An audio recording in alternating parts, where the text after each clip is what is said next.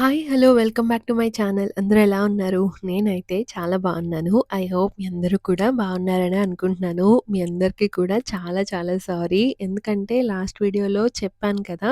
కంటిన్యూగా వీడియోస్ పెట్టేస్తాను అని చెప్పి. కానీ అస్సలు కుదరలేదండి. నేను చాలా ట్రై చేశాను. వీడియో ఎడిట్ చేసి కూడా ఆల్మోస్ట్ 1 మంత్ అవుతుంది. కానీ వాయిస్ ఓవర్ ఇయడానికి లేట్ అయిపోతుంది. సో, ఇంక అలా డిలే అయ్యి ఫైనల్‌గా ఈ వీడియో అయితే ఇప్పుడు అప్‌లోడ్ చేస్తున్నాను. ఇంకిక్కడ మార్నింగే శ్రీనికాకి కొన్ని పిక్చర్స్, వీడియోస్ అవి తీశాను. శ్రీనికాకి చాలా బర్త్‌డే అవుట్‌ఫిట్స్ ఉండాలి. అత్త వాళ్ళు పంపించినయి, మా చెల్లి పంపించింది, మా మమ్మీది ఇచ్చింది, ఇంకా నానమ్మలు పంపించినయి చాలా ఉండాలి. ఇంక అన్నీ వేయలేం కాబట్టి ఏవో కొన్నయితే ఏసి పిక్చర్స్, వీడియోస్ అయితే తీసేశాను.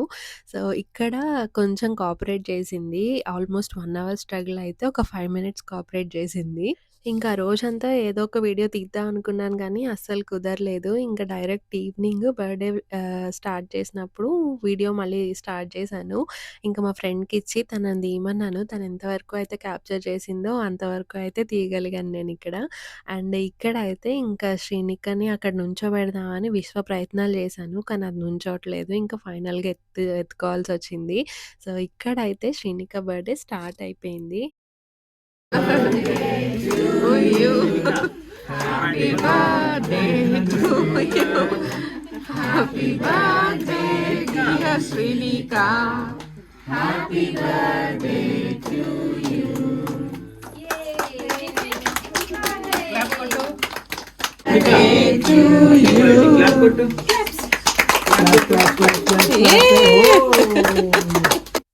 ఇక్కడైతే మేము ఎంజాయ్ చేసాం గానీ, శ్రీనిక అంత ఎంజాయ్ చేయలేదు. కేక్ అంత ఇష్టంగా ఏం తినలేదు. ఎందుకంటే దానికి అస్సలు స్వీట్ ఇష్టం ఉండదు.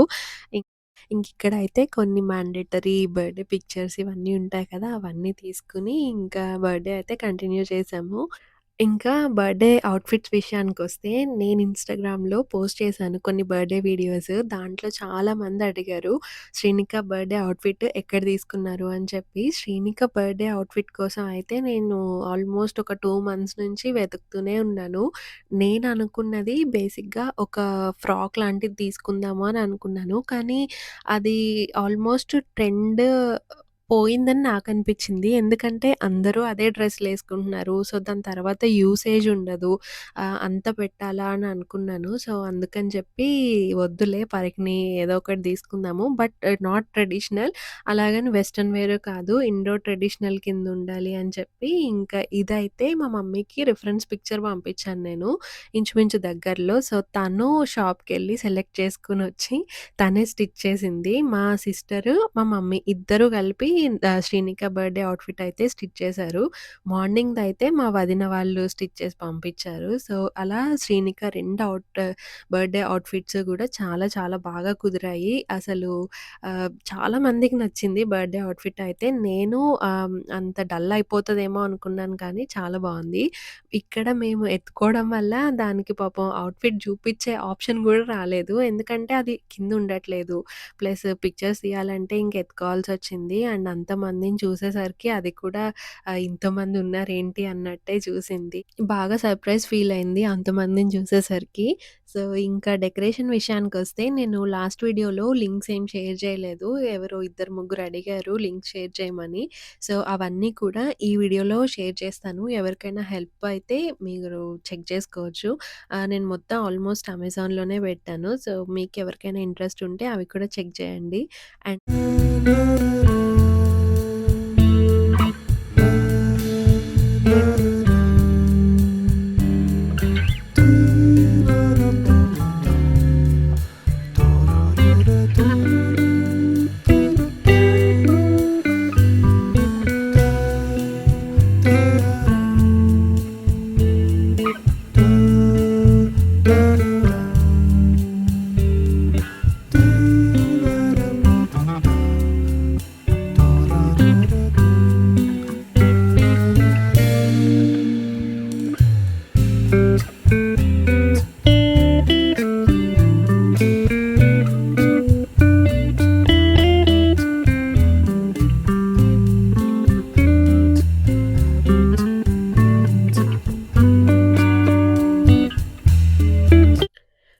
మేము ఇక్కడ బాగా మిస్ అయింది ఎవరైనా ఉన్నారు అంటే అది శ్రీనిక గ్రాండ్ పేరెంట్స్‌ని అండ్ అలాగే ఇండియాలో ఉన్న అందరి రిలేటివ్స్‌ని. శ్రీనిక ఫస్ట్ బర్త్‌డే మేము ప్లాన్ చేసుకున్నది ఇండియాలో చేద్దామని. కానీ సమ్‌హౌ ఇంకిక్కడే చేయాల్సొచ్చింది. ఇంకా ఫైనల్‌గా మా మమ్మీ ఒక్కతే ఉంది.